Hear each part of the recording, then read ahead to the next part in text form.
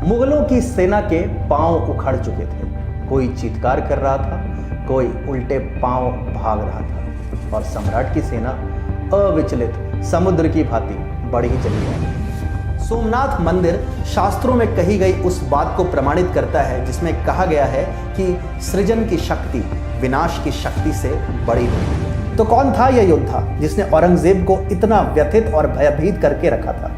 उत्तर है लाचित बोरफुकन। मेवाड़ को न केवल पुनर्स्थापित किया बल्कि पर एनटीआर जो एक किसान परिवार में पैदा हुए थे, हरिहर राय और बुक्का राय ने तेलंगाना में तुगलक के विरुद्ध उस वीरांगना की कथा जिसे वामपंथी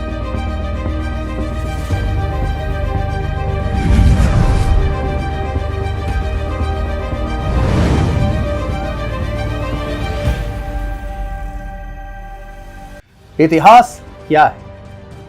विगत काल की घटनाओं का सच्चा वर्णन अथवा उन घटनाओं के विषय में इतिहासकार की धारणा। प्रश्न बड़ा सरल परंतु उसका उत्तर बड़ा ही जटिल।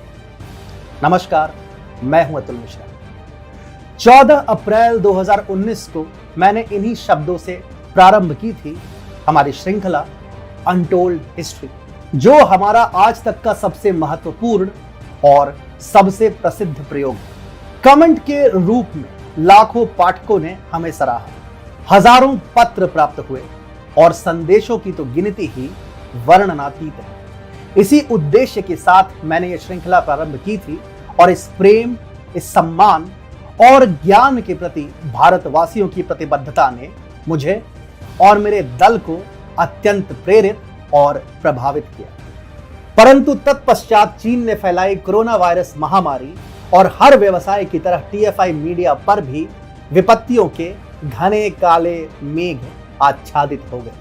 कार्यालय बंद करना पड़ा, दल बिखर चुका था और अब कोरोना की दूसरी लहर अपने विकराल रूप में मुंह बाए खड़ी।